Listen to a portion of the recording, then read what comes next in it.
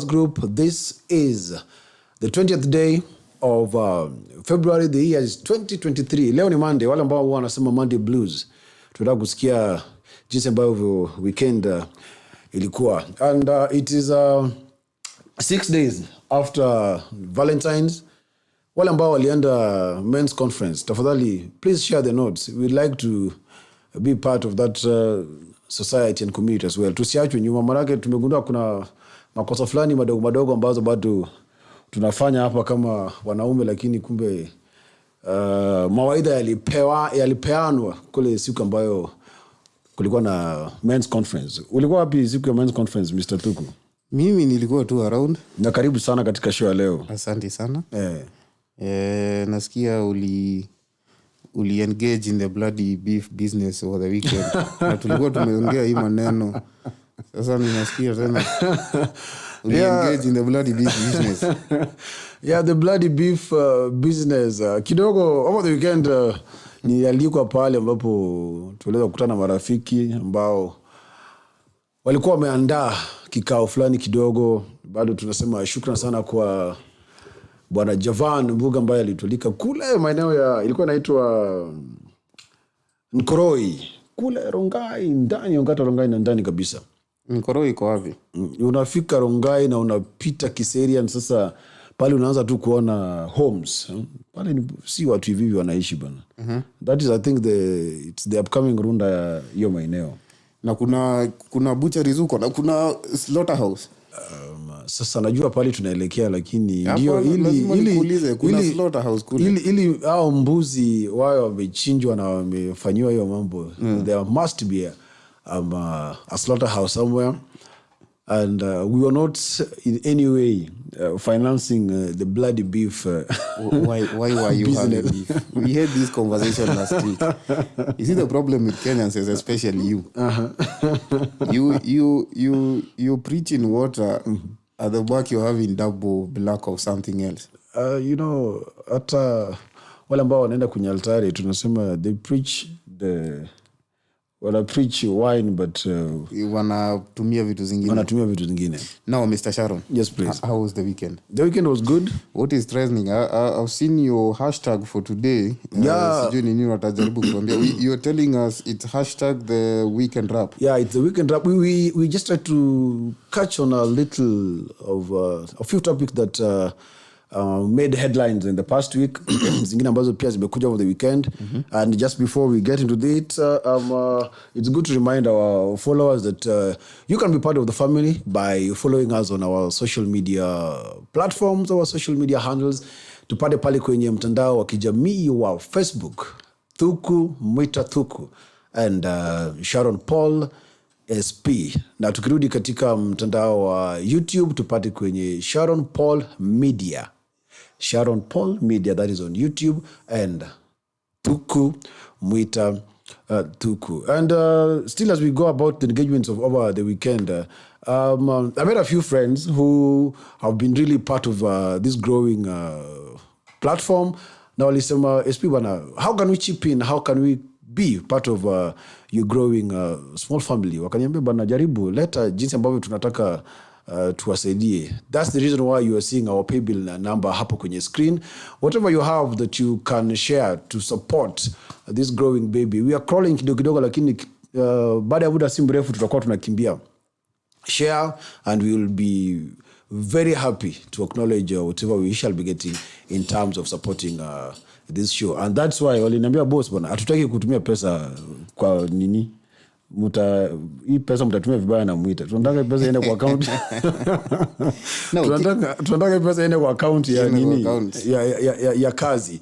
There's a reason why tuko na your flyer ambayo iko hapo. Tafadhali be part of it. Whatever you have, we will highly appreciate. Ulikuwa unataka kusema kitu?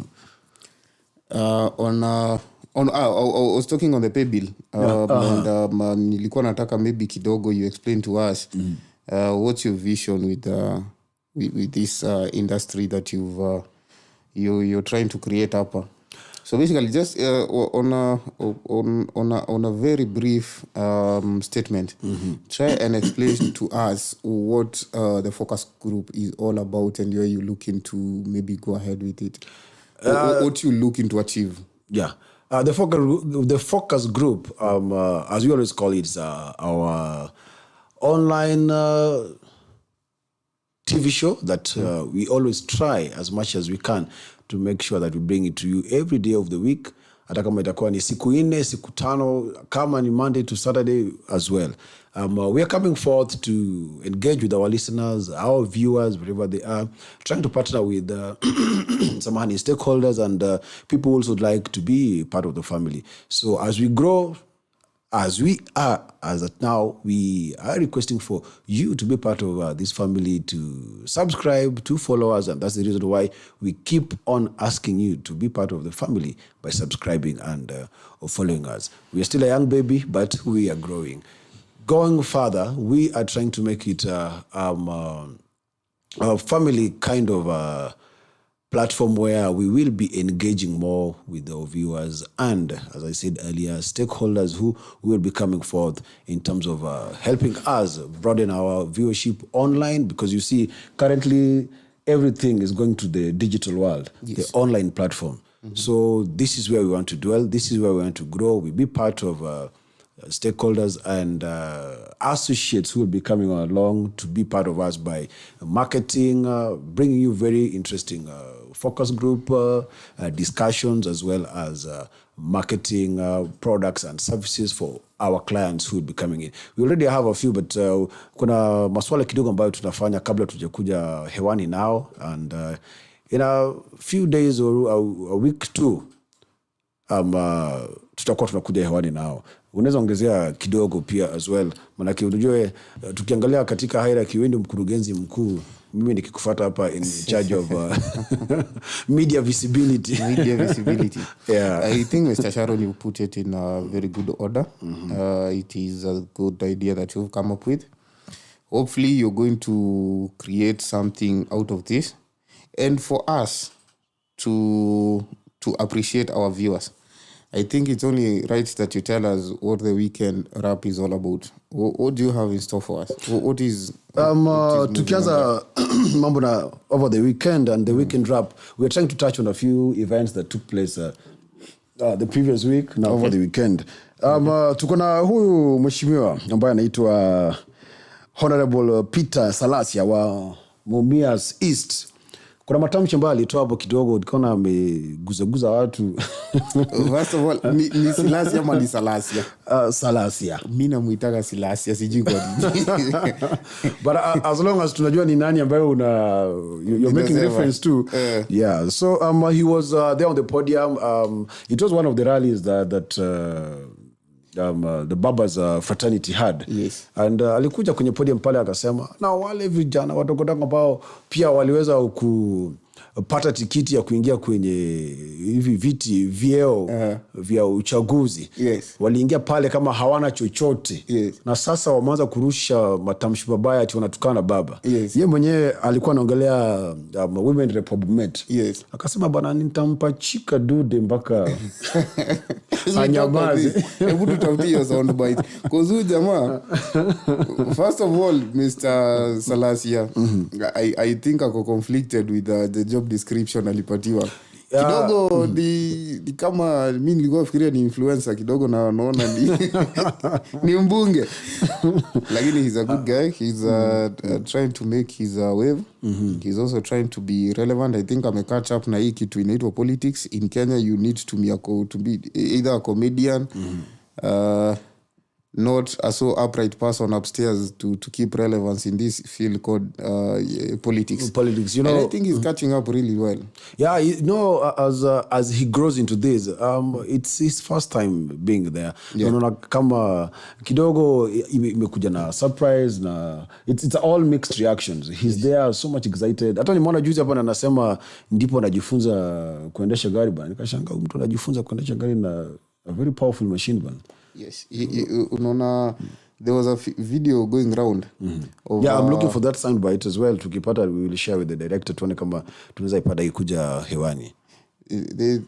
This what do you call it? the long sticker that is normally sticked at the behind of the vehicle. The L. Yes. So this one person decided to put an L. Their first vehicle was a TX. And ilipatia watu a very big shock. Having to see the person who's starting up life. Sio Vitz. Ni TX. TX ni gari kubwa. Na ndio amesema hiyo ndio anajifunza nayo. Unaona, most of the people throughout this election, I think people decided to reshuffle the norm, the stereo thing that is always there. So basically before, I think you could almost predict who's going to be your member of parliament, your councillor. People took a very different turn this time round. And Silasia being maybe he was also trying to be a comedian in his the guy is always laughing.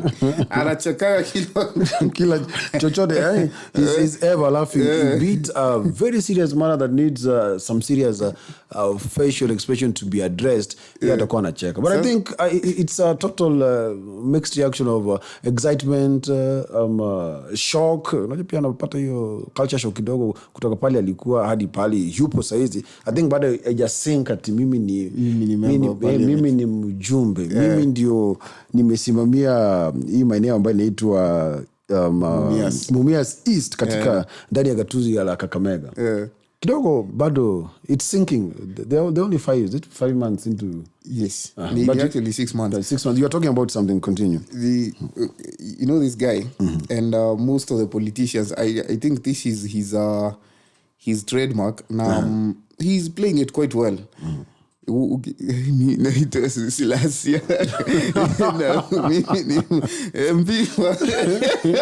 MP wa Mumia. Unaona, he's playing it really well. You are really mimicking him very well.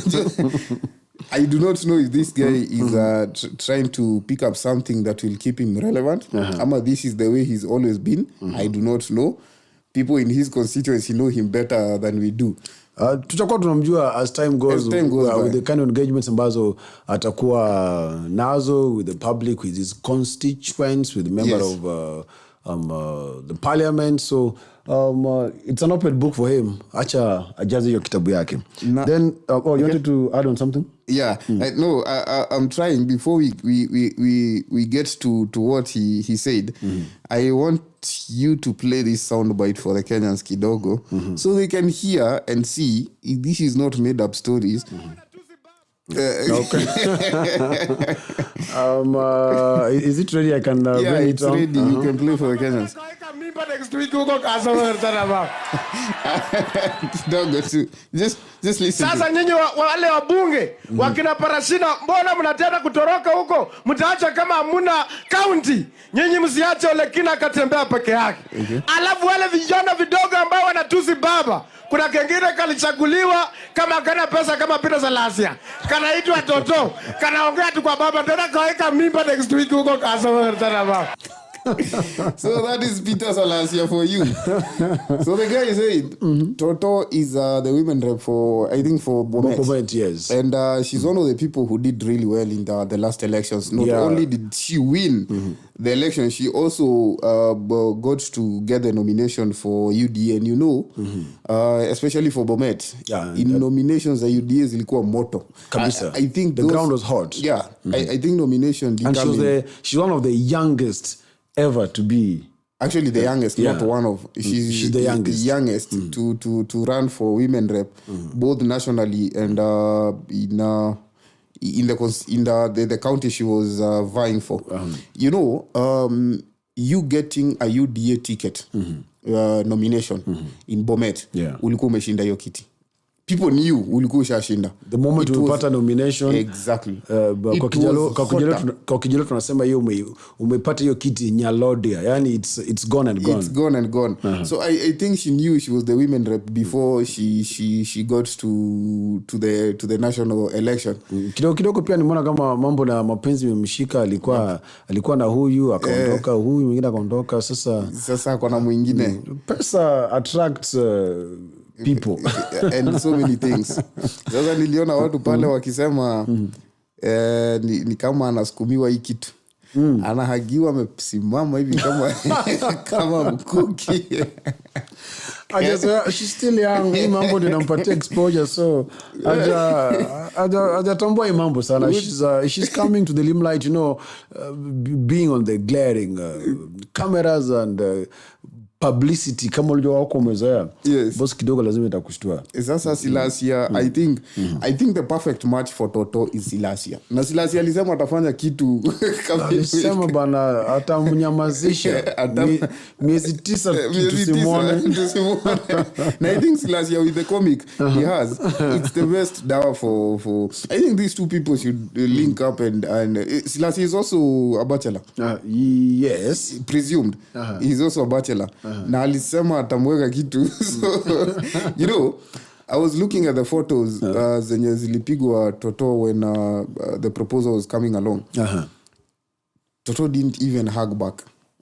Hakurudisha mkono, alisimama hivi kidete. Nini hii mambo imemshtua kidogo. Like you be given something but you don't even know how to appreciate back or what kind of reactions should you give. Zile za mimi sitaki kitu. Sasa unajua alikuwa hapo umesema alisimama kidete. Naona kazi yangu ni mzuri sana kwa Kiswahili kitukuzwe. Umesikia kidete? Kidete alisimama wima kama mkuki. Lakini haya ni mapenzi, tunawatakia kila laheri, waendelee. So what do you think shocked her first? The most, the election ama the proposal? What do you think was the election process was a bit gradual. So even by the time alikuwa anapata hiki kiti chake cha women rep, she'd seen it coming. Okay. Though that shock and surprise, yes, ilimpiga kidogo, but ilikuwa inakuja. Lakini ya mapenzi bwana. Hii nadhani ilimpeleka beyond 100%. So now, alishindwa afanyeni. There's this lady who commented on a certain post that walieka ya Toto akiproposiwa. And the lady says she thinks this is the first time the proposer and the proposed are meeting. They've never met. Wamekutana mara moja ni proposal. Na jamaa akaamua kufanya ile kitu. Sasa unajua pia watu wanasema there's no wasting time bana. Ukisha identify, ukasema ndio yule bana, shoot your shot. Chapa lugha bana. Ikiingiana well and good. Ikikatana bana, kuna next time. Jamaa aliamua apige hii risasi. There's only 5 years left.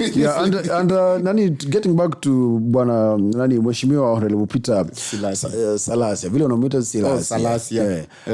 He ran on an independent ticket. Yes. And for now I think he's trying to see on how to grab a niche and where he can stay relevant in this political arena. So unaona kama the big wigs ndani ya Western wameanza kumleta karibu na ODM na nini Azimio. So I think however much mtu amekimbia na an independent party amefika kwenye bunge, you must now try to look for political relevance so that you can survive as it goes. You're asking that who whips him? Yes, you see, Bona Sharon, winning an election is only a piece of the equation. It is one aspect in a very long story. So you winning the election, and then most especially you winning an election on an independent ticket. Silasia. Is it Salasia? I was watching that rally, and I could see most of the faces in the usual faces we are used to in politics. They were looking at this guy and wondering, kijana aliingililia wapi? You see, you could see the embarrassment first and thinking, kijana aliingililia wapi? So now, going on to your question, him winning on an independent ticket, that is one piece of the equation.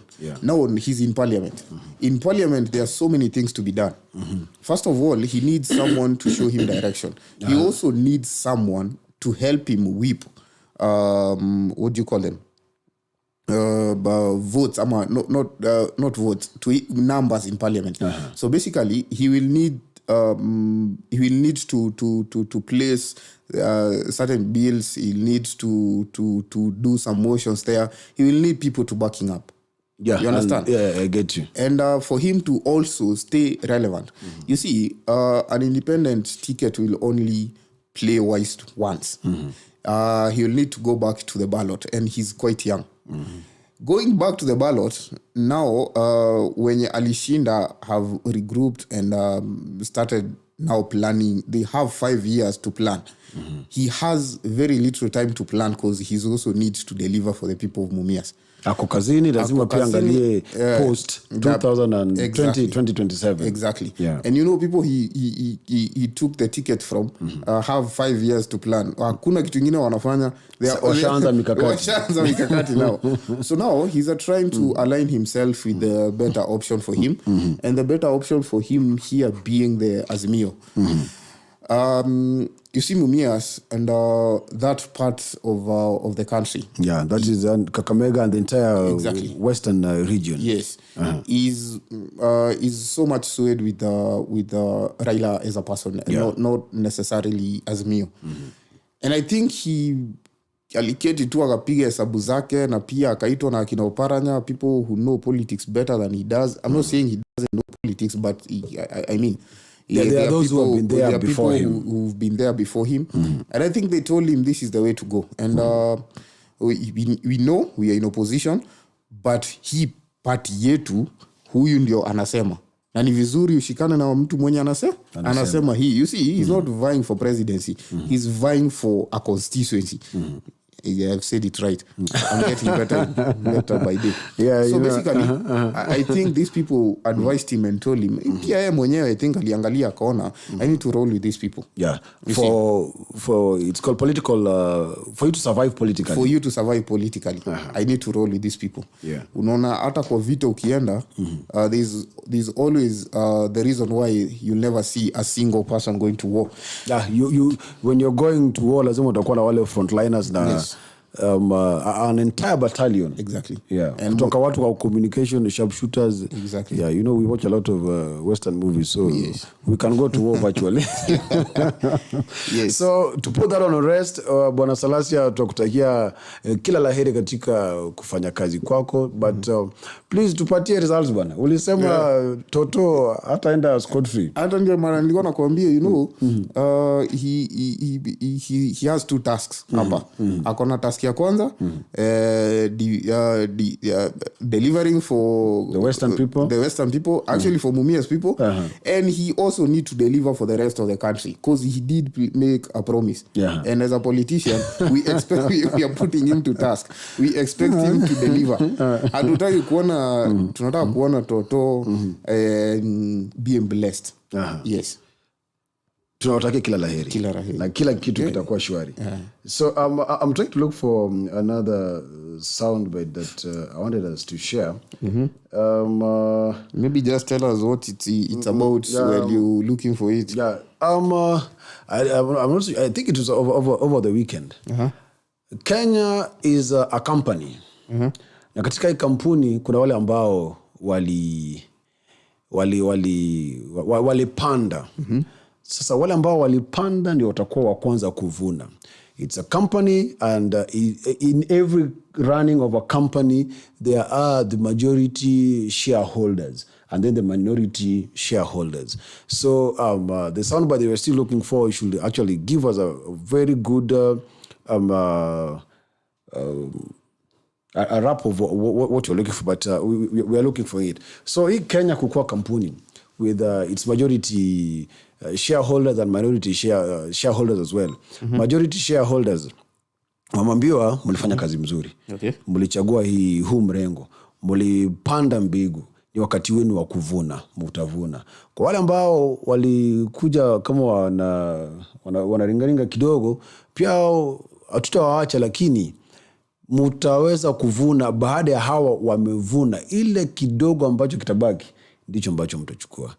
This was a message that was passed over the weekend in Kericho County when the deputy president, His Excellency Bwana Gachagua, was addressing, I think it was a church congregation of the constituents who managed to be there. So the question going around is, as the sitting president and his deputy, they promised that it will not matter who voted for them. There will be equal distribution of resources, equal distribution in terms of development, equal distribution in terms of infrastructure, be it road, affordable housing. Hakutakuwepo na kule kugawa watu kwamba hawa ndio walikuwa watu wetu ambao walitupigia kura wa kwanza, acha tu waweze kudeal nao. Sio ati wale ambao hawakutupigia kura baada ya hawa kuweza kupata kufanikiwa zaidi ndipo tutakuwa tunawashughulikia. Bwana Mwita. Yes, Bwana Sharon. I was looking for that video. I think you can try and look it for it as well. Yeah. Now, Bwana Sharon, Mr. The deputy president, Rigathi Gachagua, is known for speaking his mind, or rather saying what most people think but cannot say. I will want to put Gachagua and Donald Trump, the former US president, on the same league.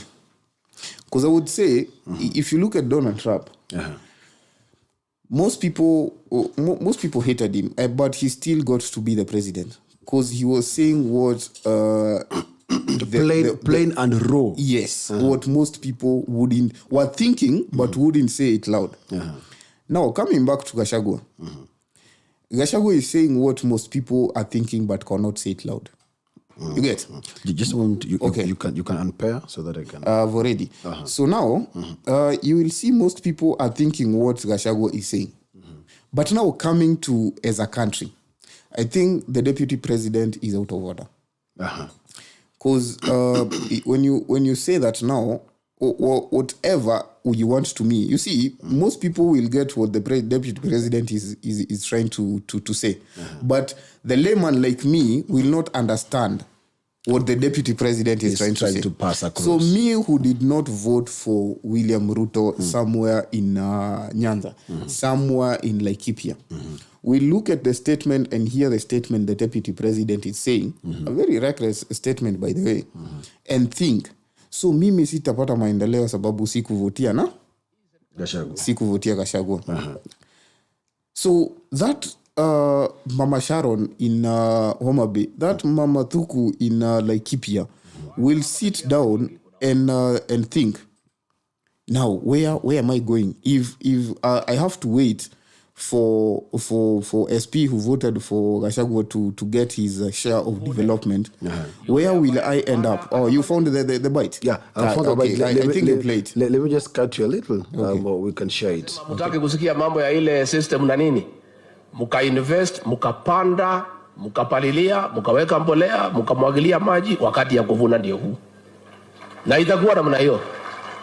Najua wengine wananikashifu ati mimi nasema ati wale walipanda wavune kwanza. Iko makosa? Iko makosa? Hata hao watavuna lakini wangoje. Si wale walipanda na wavune kwanza. Wakishavuna wavune ile tabaki kidogo, wale wakupanda waingie watafute huko nini ile tapatikana wachukue wakwende. Si iko namna hiyo? Na itakuwa namna hiyo. Ndio watu wakipiga kura waelewe hii kura ni kusema nini.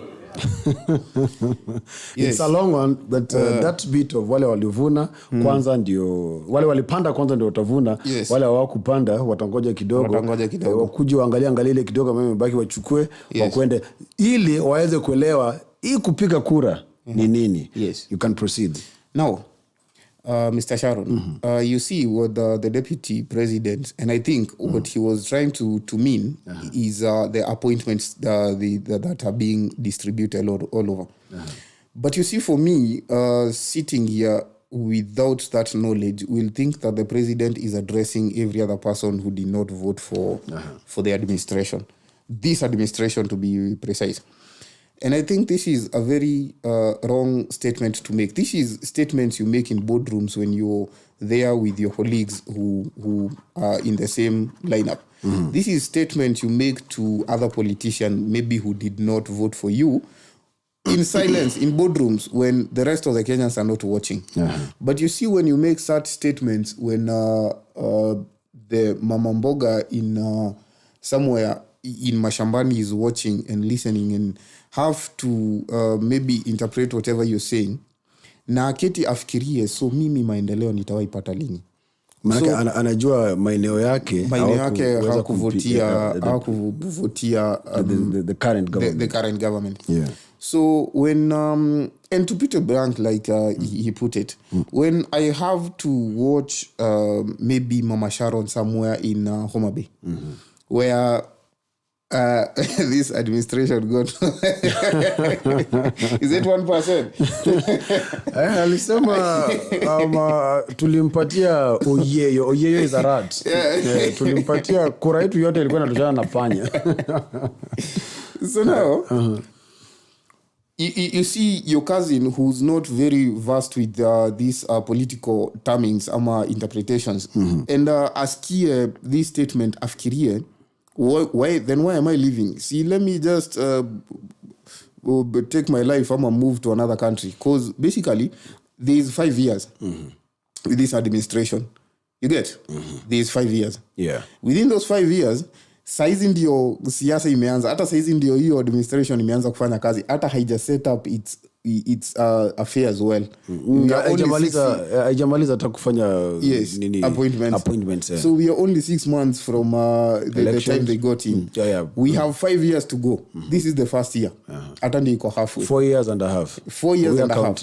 Yeah. So ule mtu kwa Homa Bay anapiga hesabu. My brother, 4 years and a half to go. Na tumeambiwa tutangoja wavune kwanza. Yes. It is a lot of in-depth interpretation so that you can really understand what the deputy president was saying. However, this could be taken on two extreme understanding, on two extreme sides. And that is why I said, Bwana Sharon, these are statements you make in boardrooms. Not you see, coming out to the public. Yes, because you see, I as a person understand what the deputy president was trying to say. The deputy president was addressing people who are looking for appointments. Basically, these are politicians. These are very well-up people. He wasn't addressing the layman like me and the other person. But when you say it out loud and put it into context of a company and shareholding, you get? The person in Nanyuki, the person in Kericho who did not attend that meeting and probably did not vote for this administration will going to get the information in a very different level. Yeah, ndio hiyo butu weke kidogo. I really wanted kuna wenye sisi lazima tungeangalia nyinyi. Hii serikali ni kampuni. Yes. Na ni ya shares. Si ndio? Ni ya shares. Kuna wenye kampuni, wale wako na shares mingi, kuna wale wako na chache, kuna wale hawana. Sasa nyinyi you see, we're going to talk, the deputy president was speaking in Kericho. Now, you see, ule mkulima wa majani chai. Exactly, sitarudia. Iyo, wa Kericho. Anajua kampuni ya majani chai. Na anajua shareholders ni wenye wako ndani ya hiyo ndani hiyo kampuni. So mtu yuko ndani hiyo kampuni, ako nje. You understand? So when you put it in that context, kuna ule mkulima atafikiria kama hii ni kampuni na mwenye anafaidika ni mwenye akona shares. Kwa hivyo mimi niko nje. Mimi niko nje, sitafaidika hapa. But then again, you see, what the deputy president is saying is quite, it's logic. He's saying that you who's looking for appointment you're not going to get appointments here. You're going to get appointments after the people who fought for this administration have already gotten their share. You get? Wakishavuna.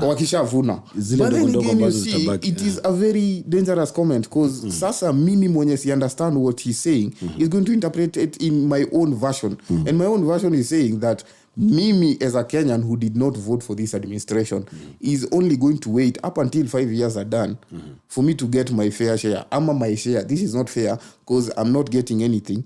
So basically, I gave my opinion through a vote. And that vote is going to punish me. And now,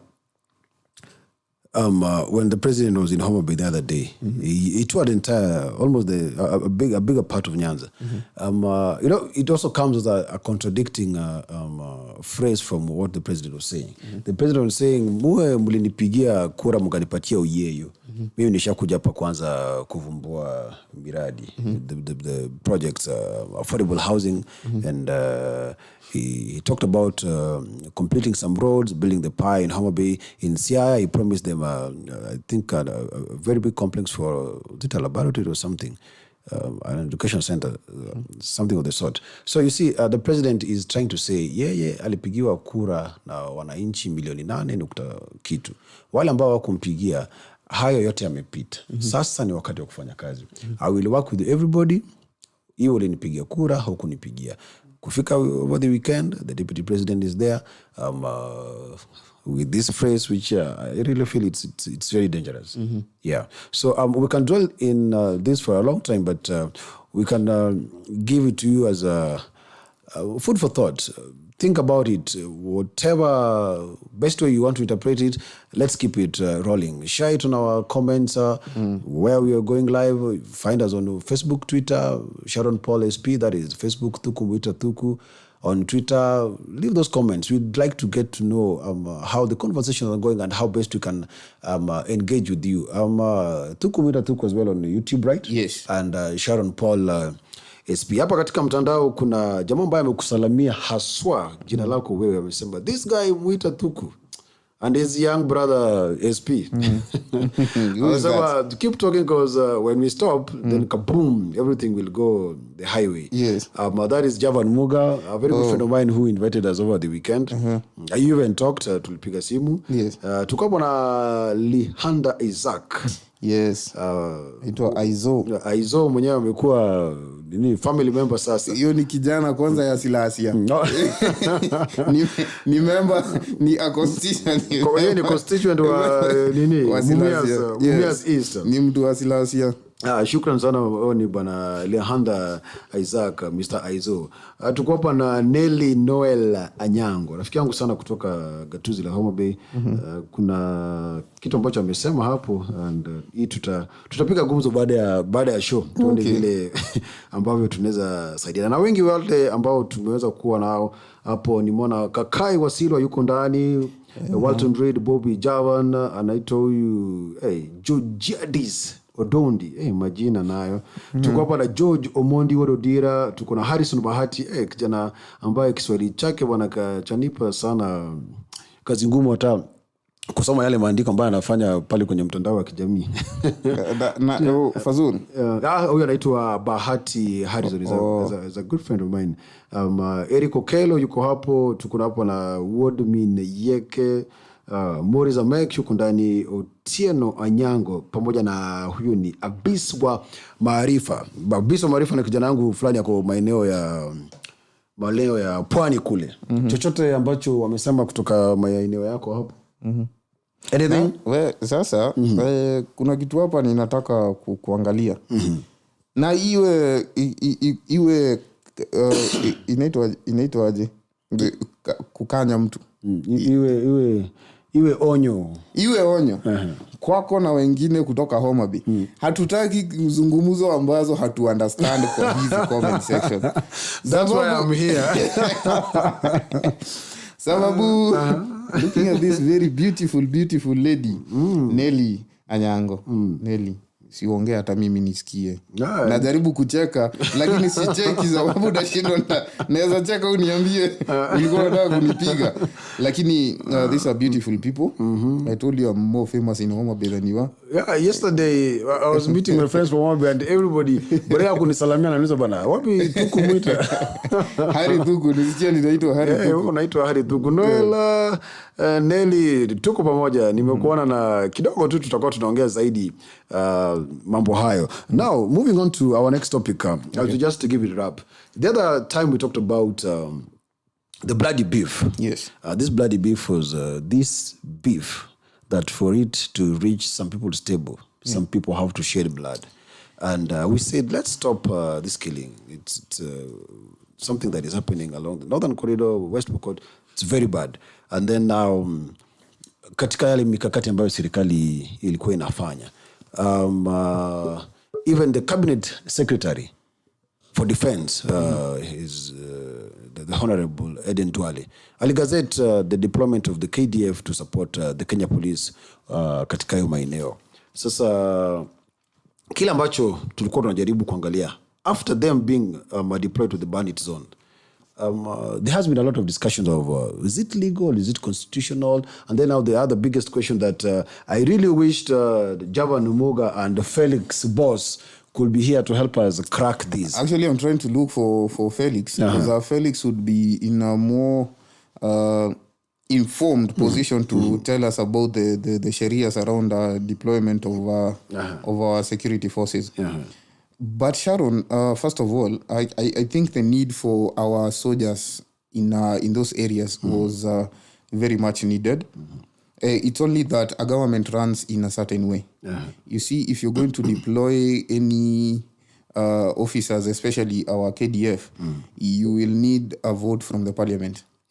And I think that part was overlooked. And the reason why you do not go using our security forces, that is the KDF, it's simply because the next time, you see, for this time, it's a very legit security issue that needed their help. But the next time you will have someone who wants to misuse these people called the KDF, then it will be very easy for them to do that. Yeah, but I saw, sorry to cut you, I saw, did I read it or I watched it somewhere, that what the KDF is doing, they are going to help the Kenya Police. So they actually did not need the parliament approval that now sasa wameondoka wanaenda kusaidia kule. I think that there are some two clauses. I ought to have researched a little bit on it, but we came live before I could you see, Mr. Sharon, what you're trying to say, nobody is saying deploying the KDF was wrong.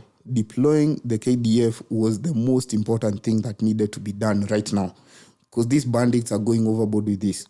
All we are saying is, I know the KDF will work under the police, but Mr. Sharon, you being a policeman and me carrying a gun and then working with you, me as a civilian, holding an unlicensed gun, then working with you. I'm trying to give you a scenario here. Yeah, I'm a literature student. I'm a Mr. Felix boss now. Let me put it with Mr. Felix where he mekata. He do not look like a policeman. So Mimi working with Felix, who is a policeman who's on the right carrying a weapon. In that case, a very senior security personnel. Yes. So it is like us walking on the street.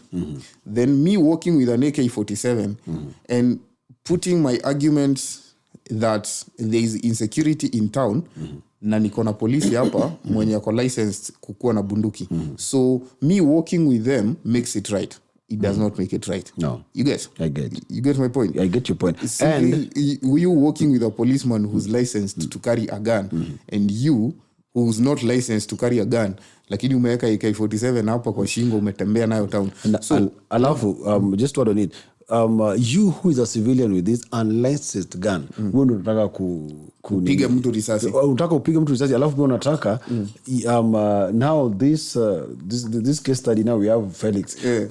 Felix is taking I know he's taking commands from you. Yes. That sasa hapa we can open fire, hapa we cannot open fire. Exactly. The biggest question that I was actually coming to, who should be like leading this operation? Should be the Kenya Police answering to the KDF, or it should be the KDF answering to the Kenya Police? Because what we have as at now, the Kenya Defense Forces, wale ambao wako huko watakuwa wana answer to the Kenya Police. Mr. Sharon, you're asking the wrong question. You see, these are two people with different jurisdictions. Anything that happens within our borders is within the police jurisdiction. You see, these bandits, by nationality, they are Kenyans. So basically, they should be dealt with by the police. But then now, with the kind of weapons they have and the kind of the force they are coming with, with the police the government was forced to call in the soldiers. The soldiers acting on Kenyan soil is not illegal.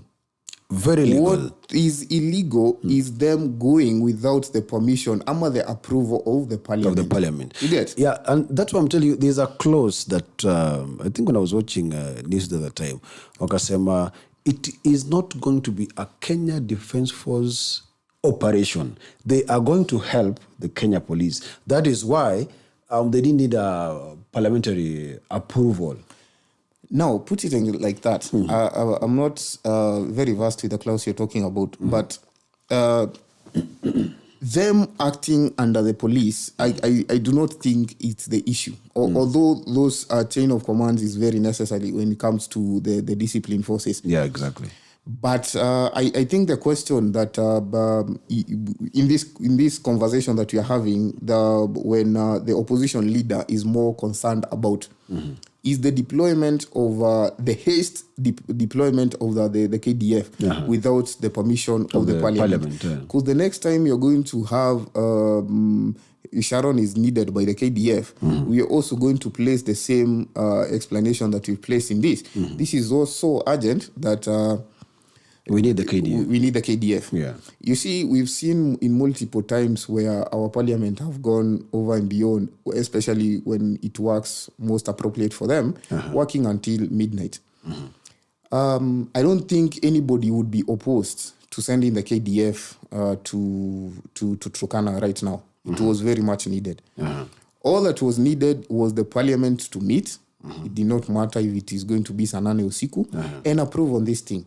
You see, these sharias that are put within our constitution are very good. Yeah, they are good in this sense. The next time we have an issue that is personal oriented, we have an issue that is not so much as the one we have in Turkana, and the president decides to send the KDF and decides to send the police in oversight of the KDF, it will not be an issue. Because we made an exemption of this, why not of that? Exactly. You understand? So it will be like if we did this now, why not this then? You understand? Yeah. And something that just sprang in my mind. Let me you'll proceed. You remember when there was the Westgate attack? There was a total confusion of who is in charge and who is not in charge. Exactly. Almost all the forces were there. Yeah. And those people walked scot-free, like as if they just came for a shopping spree and walked. Yeah. They left very many Kenyans dead and hurt, but because there was not that organized operation. You see, our KDF, you saw what happened at Westgate. Yeah. Waliingia hapo a few minutes, kesi ilikuwa imekaa sijui a siege that was there for how many hours. Ikaisha. Yeah. They are trained to handle such kind of situation. But you see, when they are handling it inland, within the borders, you see, Westgate, the collateral that will be there will be Kenyans. Yeah. You see? So the KDF, in most cases, wakitumwa mahali. Then unajua hapo mahali sio pazuri. And collateral will be inevitable. Yeah. There will be collateral. And that is why governments are so skeptical in sending their most high-ranked officers, those are the KDF, and in other places they are called something else, inland operations, because kunaweza kuwa na mauti imepatikana ambayo yenye tunaita collateral, nimeshindwa kuongea Kiswahili, yenye tunaita collateral, it is inevitable, it's going to happen. You see, because when you send the KDF, wanaenda kuchapa hii kazi wakiwa wameimaliza. Now those collateral will be Kenyans in this case. And that is why you'll see that the parliament need to evaluate these things. If we send these people to this area, what damage are we looking at? You get? Yeah. Because KDF training yao ikuwagi mchezo. Yeah, I know it's a very thorough. It's a very thorough. Yes. If you send these training. people if you send these people in a certain estate and you're looking to finish something, be sure it is going to be eradicated. Itamalizwa. There was that of not Baragoi. Was it Baragoi? Yeah.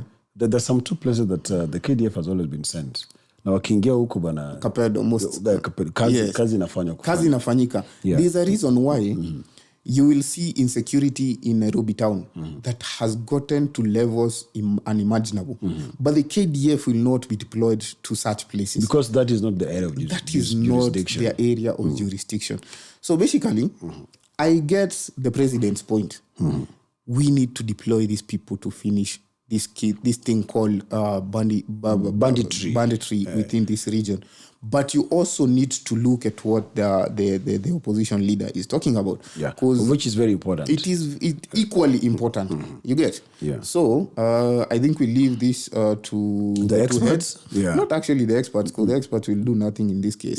The two people top there, the two principals, they need to be advised. They need to be advised. That's why the experts come in. But I think the point of advisory is way gone. So, we can only chambua this thing. Yeah, but still on the same, I tried poking Felix that I can see. He said I've asked him actually. There's a puller that we had. The KDF versus the police service up and down the bandit zone. Who will win and how is it going to be? Another comment. This is another very great fan of ours, Rapada Eric, Mr. Raps, karibu sana, tunasema shukran for tuning in. Now, as we move, I think we should be coming to now maybe winding. This is now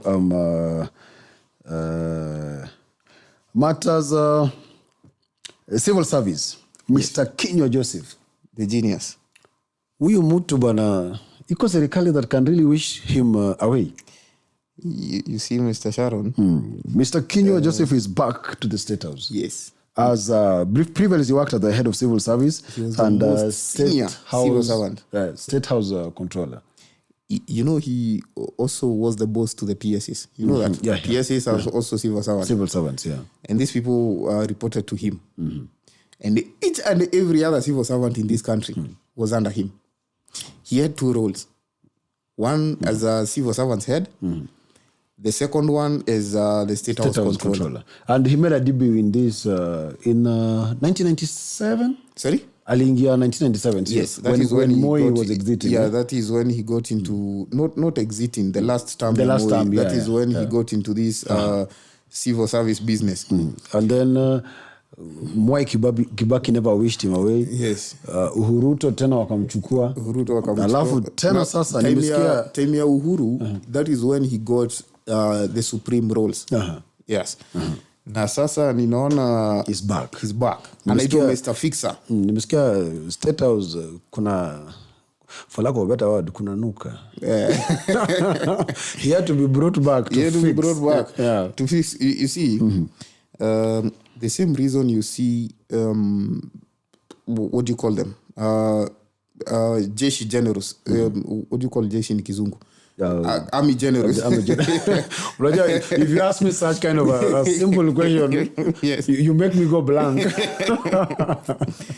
Nikana kuuliza size ati imagine it in English. You start thinking. Yes, proceed. You see the reason why you see Mr. Karangi getting appointments all over, it is because they want to keep these people busy. Yeah.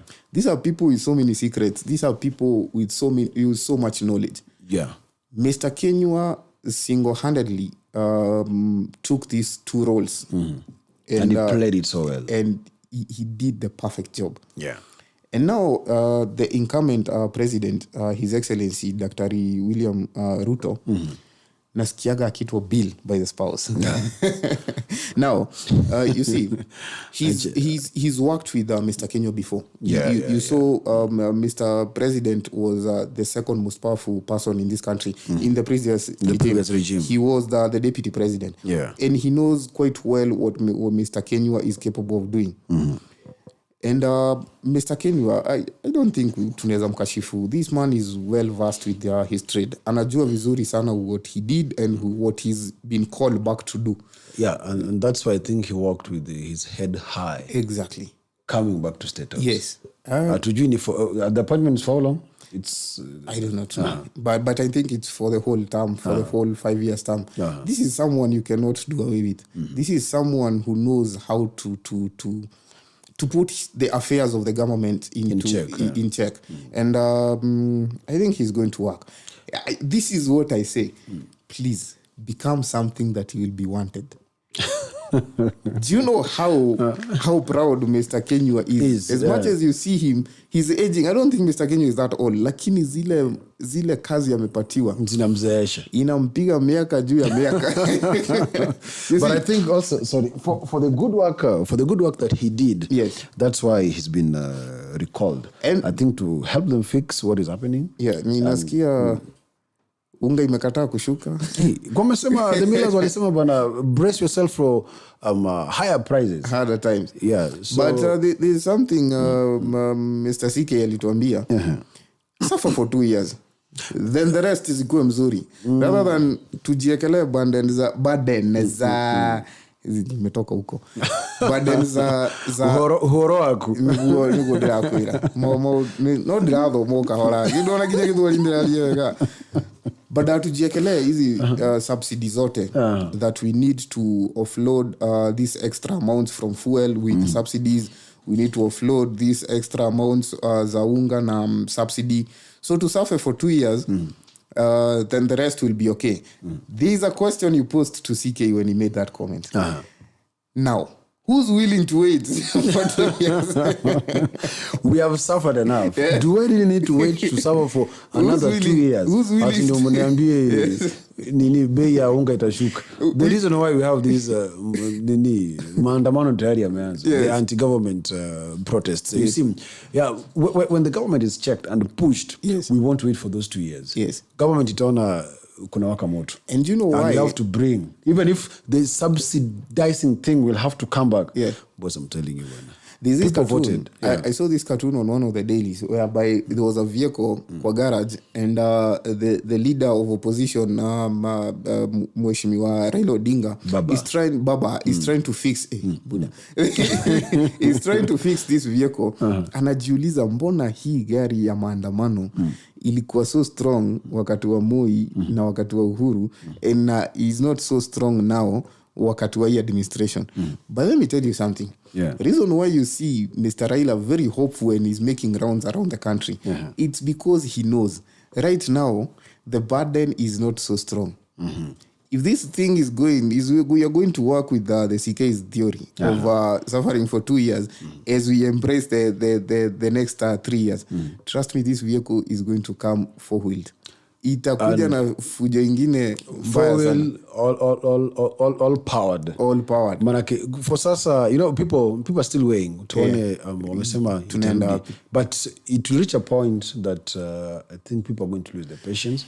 And that's how they always say revolution start. Now, I can see Bwana Director whispering that we should be winding. Okay. The last two, actually it's one, but we don't really need to discuss about this. But we also had matters from the religious spheres. The other day I saw Prophet Ezekiel sponsoring some kids to school.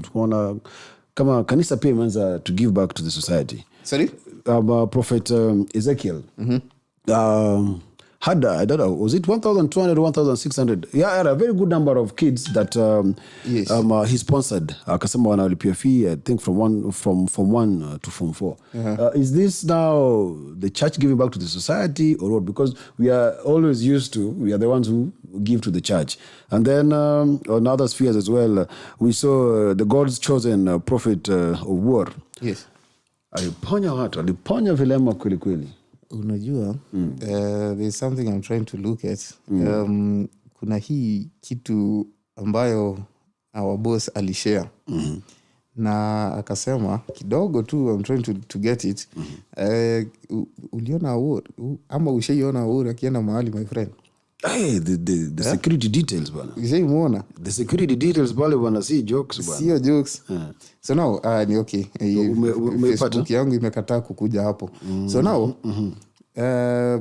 when you looking ama when you trying to gather just I'm seeing it. Nabii War is a grand entry to Bomet. Ujumbe ni kwamba while chasing heaven, exactly, remember to enjoy duniani pia bwana. Kuenjoy hapa. Because you see, If only there's a way I could flash this on the screen, but I was actually trying to bring it for people to see. Maybe read it out loud so people can hear. Nabii Awards grand entry into Bomet. The vehicles ambazo ziko hapo ni ma V8 and above. Almost kama 10 na. Yenye alikuwa nayo sio V8. Inaitwa Cadillac kama inaitwa GMC. Sasa ndio nimesema V8 and above. Yes. Alafu this is an extract from what Gerald Bitok shared a day ago. Akasema ujumbe ni kwamba while chasing heaven, yes, remember to enjoy humu duniani. Exactly. You can see the pastor who's looking for a way to go to heaven, But yeah, ile mambo ambayo endelea. Unaona.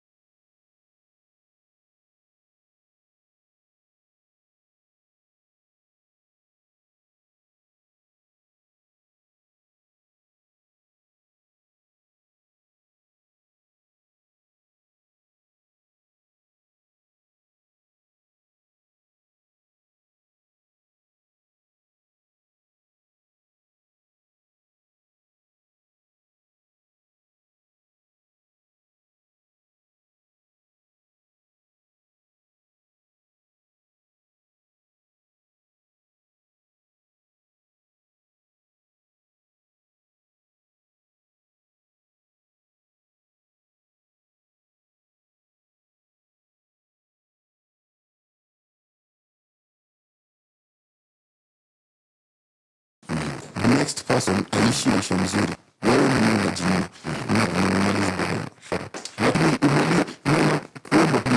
Please. Read that statement again. So as I read that statement again. So you should know.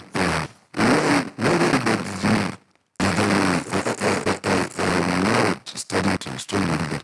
They said to be even second to the discussion. Completely sleep. But we shall visit. Shall we put us through on Facebook, taking the people on Facebook, and the meeting families and the sound, shall we put media and TikTok media as well. How about you guys can